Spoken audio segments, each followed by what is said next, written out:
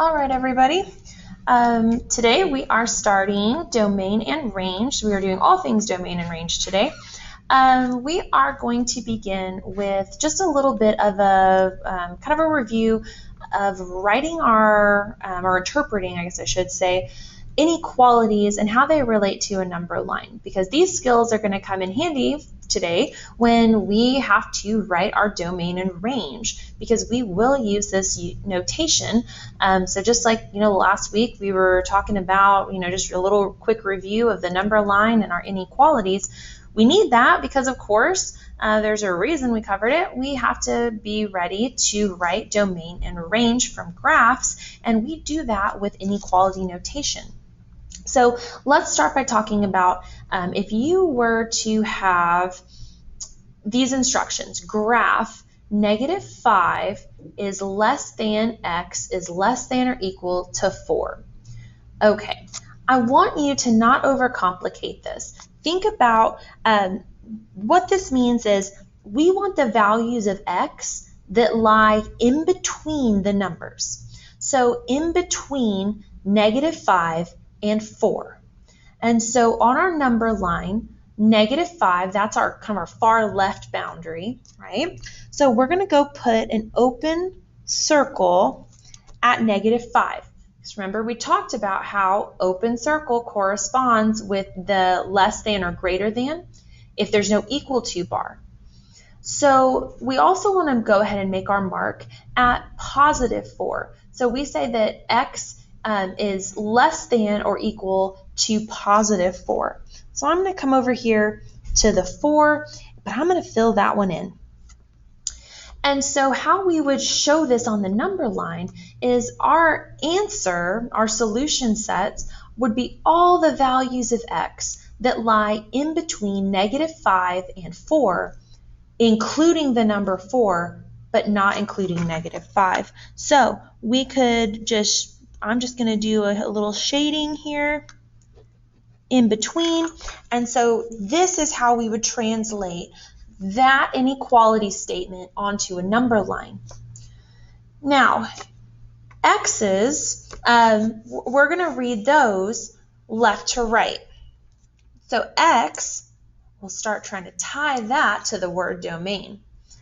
Now, we can do the same thing with our y values, but y, we're going to think about y's as being vertical. And so just a little throwback to the coordinate plane, right? Whenever you have a graph, remember your x-axis is your left to right, your horizontal axis, and your y-axis is the one that's straight up and down, that's vertical. So what we're going to look at when we're dealing with the inequalities with our y values, it's the same concept. So we're going to sketch, or we're going to mark on our number line the solution to -6 is less than y less than or equal to 7. So that sounds kind of scary, but think about when you go to the number line, your job is to show what values of y satisfy this inequality. So think of it as y lies between -6 and 7. But remember, we've got those inequalities. So for a less than, we have that open circle, and for a less than or equal to, we have a closed. So I'm going to go down to my -6, and I'm going to put my open circle at -6. And then I'm going to go all the way up to 7, and I'm going to put my closed circle because of that inequality. And we want to represent, or we want to show that we're talking about the values of y that are between those two numbers. So we're going to shade in between. So just like the y lies in between them in the inequality, our solution set is the distance, or the numbers that lie in between them as well. So taking that concept of y being vertical, x being horizontal, and trying to shift into our topic of the day, which is domain and range. So we will be talking about domain and range for the entire year, and it's a little weird at the beginning because it's kind of a big concept to wrap our head around.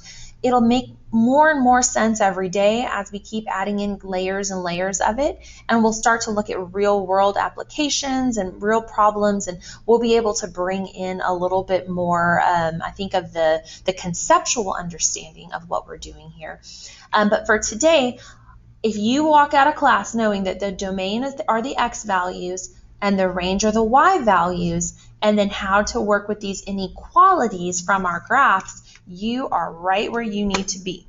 So let's fill in some information here that you need to know.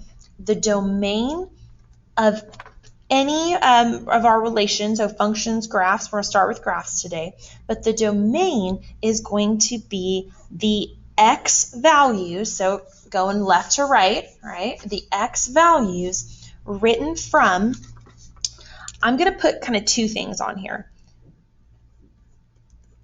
We go from left to right, okay? So it's left to right as you read the graphs, but it's also least to greatest as far as the numbers are concerned. So let's leave it left to right. We'll add in least to greatest kind of as we move forward with this. But as you read your number line, remember, because it's the horizontal, domains are x values, so graphically speaking, horizontal is left to right. The range, I'm going to switch colors since I did that one in orange, the range is the y values, and that's written from bottom to top. So bottom to top, least to greatest, but visually it's more helpful to think of it as from bottom to top. It's also least to greatest, but we're reading it off of a graph. So let's go ahead and use this language because I think it'll be more brain friendly as we approach these problems. This is just a friendly reminder about open circles and closed circles based on whether it's just less than or greater than, and then less than or equal to, greater than or equal to. So we're going to state the domain and the range of these graphs. And what I want us to practice are a couple of things, but we need to think about the numbers. We need to think about open and closed circles, and we also need to think about situating our inequalities correctly. So let's start with the domain. So I'm telling you that the domain is all of the x values written from left to right. And we're going to try to format our answers just like this in an inequality. But think about it as this is our kind of our number on the left, right? And this is our number on the right. And so what we need to do is read our graphs. So let's look at this first example. Stating the domain. Before you worry about the range, I want you to just look at, imagine that we're only looking at the number line from left to right. As you look from left to right, all you're asking yourself is, where do I have a graph? Oh, my pen's trying to die on me. Where do you have a graph? I'm about to have to, maybe if I have a little padding under here, it'll help. Yeah, okay. So ask yourself, where do you have a graph? For what values of x? So remember, this is the x-axis, right? The left to right. So for what values of along the x-axis do you have this little line segment in this first example? So going to the left, finding where that graph begins, that's at the very far left boundary is at a -3. So our graph doesn't exist at -4 or -5, right? And it does at -2, -1, but where did it start? So that's where we want to look. Along the x-axis, we want to go to where did our graph start? So the far left number, as we read from left to right, is the first number that we want to write. So where did our graph begin? At -3. Now for our inequality, remember that whenever we have an open circle, that means that that number is not actually part of our solution. So it's right up into -3 until -3, but at that point doesn't actually exist. It's an open hole. So the easiest way for me to write that or to show that it doesn't exist is to use the less than sign. And you're going to follow this format.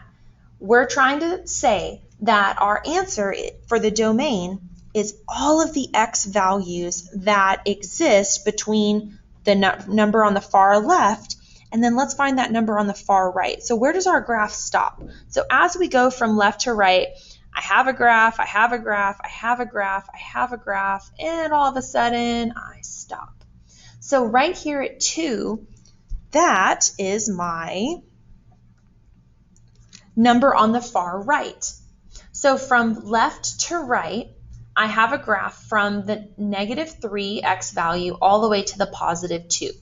I have 2 open circles, so I didn't fill in my, I didn't put an equal to sign underneath my inequalities, and this represents all the x's between -3 and 2.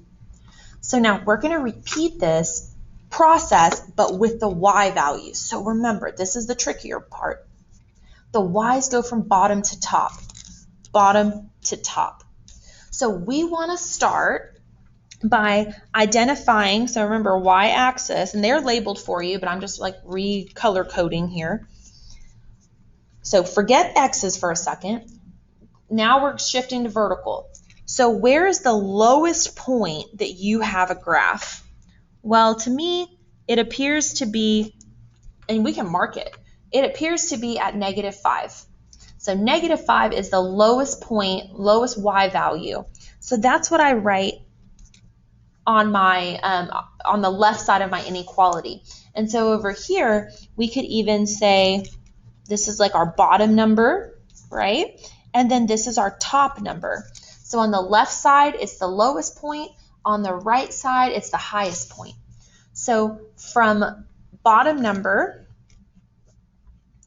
and again, it's going to follow the same format, right? The y's not inclusive because we have open circles.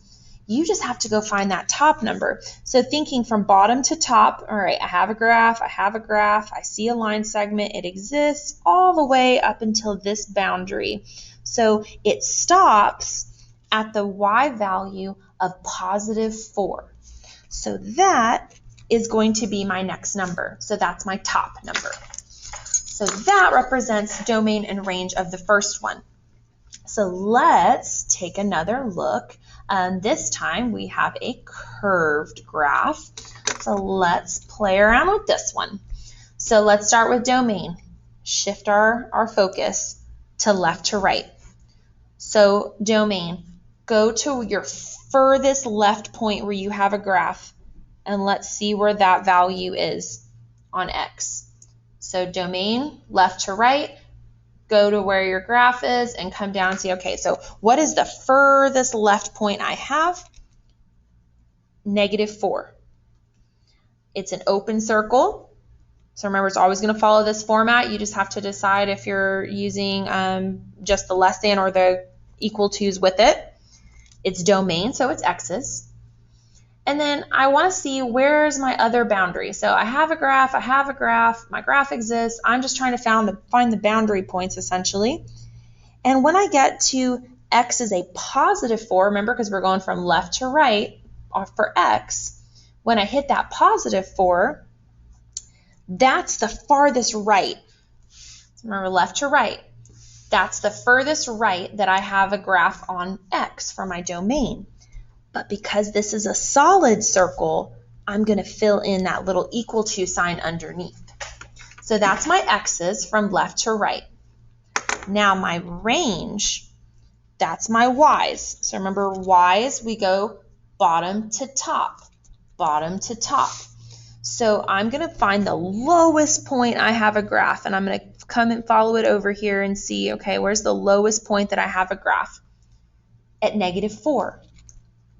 So following that, -4, but now, ooh, tricky. So ignore your domain for a second. This is the bottom point that's a solid circle. So I need my equal to sign because that's a solid line because -4 exists. That point exists. It's not an open circle. So -4, y is between -4, and then let me go find my highest point. So going to the top of my graph and then following that over, bottom to top, remember? So bottom to top, that's my range. And then that left to right, that's my domain. So my top number, the highest it goes, is a 5, and it's an open circle, so I don't have the little equal to sign underneath it. Okay, so we've got those done. I would love to take questions right now, but you aren't in front of me to ask them, so we will continue. We have another down here. So looking at our domain, I'm going to go pick up the pace a little bit for the video's sake. For our domain, we go from left to right. So reading our graph from left to right, go to the furthest place left, where on the left side of the graph where you have a graph. Notice this one's a little trickier. Don't let it throw you off your game, right? This time it's not going from endpoint to endpoint. That's okay. We keep saying, where do you have a graph? So the furthest point on the left side of the graph that you're looking at, that x value is a -4. And guys, it's not an open circle. It exists. It's part of the solid line. So that's going to be an equal to. So the -4, at that point, there's a graph there, and it's included. It's not an open circle like what we see above. So -4 less than or equal to, so x is between. So that's our farthest left point. So now let's go find our farthest right point.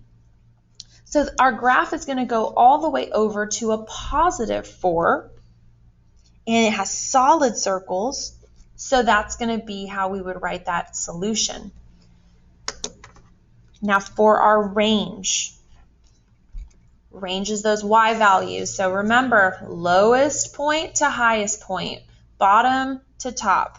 So lowest y value, that's a -2. And this is going to be solid circle, so we're going to have the equal to sign. Lowest to highest, or bottom to top. This one goes all the way up to a +4. So remember, our range is that vertical, so -2 to a +4. And our domain, that's these guys, so left to right. Where do you have a graph from left to right? Last but not least, domain. The farthest left you have a graph, going left to right, is -5. It's an open circle, so I'm going to mark it that way. No equal to sign. Then my farthest right is going to be when x is 4. So remember, left to right for domain, but these are all open circles on the end points, so I won't use an equal to sign. And then lastly, for my range, now my low and high points don't correspond to my endpoints, and that's okay. I'm looking for where is the lowest point my graph travels and the highest point. So as you follow the curves of your graph, this is your low point, this is your high point. And so our low point is a -5, but it's solid. It's not an open circle. So I'm going to have the equal to sign, and same thing up here. My high point is a y value of 3, but it's a solid point on my graph, so I'll use the equal to sign. Okay, that's a rundown of our domain and range. Remembering that range, that's bottom to top, vertically, and the domain is going to be left to right, horizontally. you are going to try a couple of these now, and we'll see how it goes.